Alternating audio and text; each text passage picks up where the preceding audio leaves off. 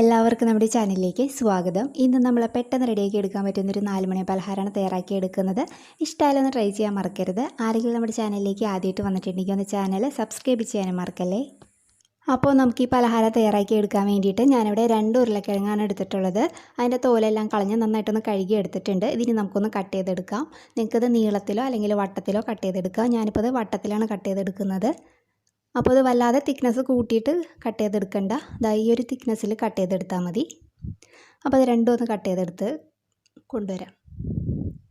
അപ്പോൾ 2 ഉരുളക്കിഴങ്ങ് നന്നായിട്ടൊന്ന് കട്ട് ചെയ്തെടുത്ത് വെച്ചിട്ടുണ്ട്. ഇതിന് നമുക്കൊരു പാത്രത്തിലേക്ക് ഇട്ട് കൊടുത്തിട്ട് കുറച്ചധികം വെള്ളം ഒഴിച്ചിട്ട് ഒരു 2-3 പ്രാവശ്യം നന്നായിട്ട് ഇതൊന്ന് കഴുകിയെടുക്കുക. ഇതിനകത്ത് സ്റ്റാർച്ചൊക്കെ ഒന്ന് പോയി കിട്ടാൻ വേണ്ടിയിട്ടാണ്.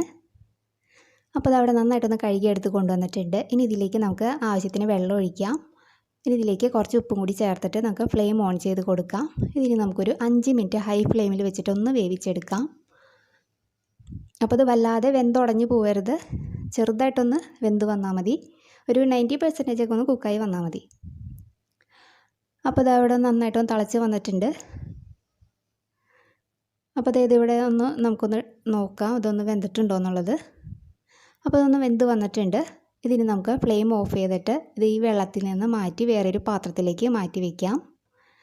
അപ്പോൾ നമ്മൾ വേവിച്ചെടുത്ത ഉരുളക്കിഴങ്ങ് ഞാനൊരു പാത്രത്തിലേക്ക് മാറ്റിയിട്ടുണ്ട്. ഇതിന് നമുക്കൊന്ന് മാറ്റി വയ്ക്കാം. ഇനി നമുക്കൊരു ബൗൾ എടുക്കാം. അതിലേക്ക് 1 കപ്പ് കടലപ്പൊടിയാണ് ചേർത്ത് കൊടുക്കുന്നത്. അതേപോലെ 2 ടേബിൾ സ്പൂൺ കോൺഫ്ലോർ ചേർക്കുന്നുണ്ട്. നിങ്ങൾക്ക് ഇതിന് പകരം അരിപ്പൊടിയായാലും ചേർത്ത് കൊടുക്കാം. പിന്നെ ഒരു 2 ടീസ്പൂൺ ചതച്ച ഉണക്കമുളകാണ് ചേർക്കുന്നത്. അതിലേക്ക് കുറച്ച് ഉപ്പും കൂടി ചേർത്ത് കൊടുക്കുക. ഉപ്പ് ചേർത്തിട്ടാണ് നമ്മൾ ഉരുളക്കിഴങ്ങ് വേവിച്ചത്. അപ്പോൾ ബാറ്ററിന് ആവശ്യമുള്ള ഉപ്പ് മാത്രം ചേർത്താൽ മതി.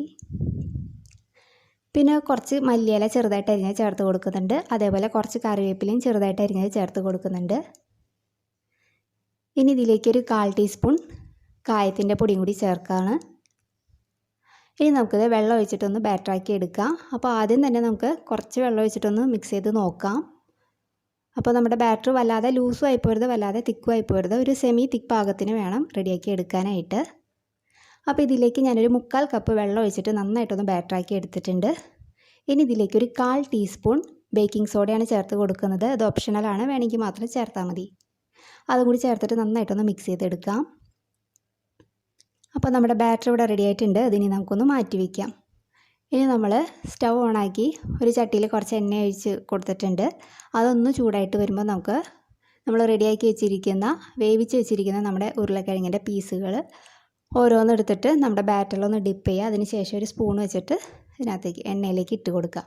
അപ്പോൾ എണ്ണയിലേക്ക് ഇട്ട് കൊടുത്തതിന് ശേഷം ഫ്ലെയിം മീഡിയം ടു ലോ ഫ്ലെയിമിൽ വെച്ചിട്ട് വേണം ഫ്രൈ ചെയ്തെടുക്കാൻ. അല്ലെങ്കിൽ ഇത് പെട്ടെന്ന് ഞങ്ങളുടെ പുറം ഭാഗം കരിഞ്ഞു പോകും. അപ്പോൾ ഒരു സൈഡായി കഴിയുമ്പോൾ നമുക്കിതൊന്ന് തിരിച്ചിട്ട് കൊടുക്കാം. അപ്പോൾ 2 സൈഡ് നല്ലൊരു ഗോൾഡൻ കളറായിട്ട് വന്നിട്ടുണ്ട്. ഇത് നമുക്ക് എണ്ണയിൽ നിന്ന് കോരി മാറ്റാം. ഇതേപോലെ ബാക്കിയുള്ളത് റെഡിയാക്കി എടുക്കാം. അപ്പോൾ നമുക്ക് പെട്ടെന്ന് റെഡിയാക്കി എടുക്കാൻ പറ്റുന്ന നമ്മുടെ ചായ പലഹാരം ഇവിടെ റെഡി ആയിട്ടുണ്ട്. അപ്പോൾ നിങ്ങൾക്ക് ഇഷ്ടമായാലൊന്ന് ട്രൈ ചെയ്യാൻ മറക്കരുത്. നല്ലൊരു വീഡിയോ ആയിട്ട് അടുത്ത ദിവസം കാണാം. താങ്ക്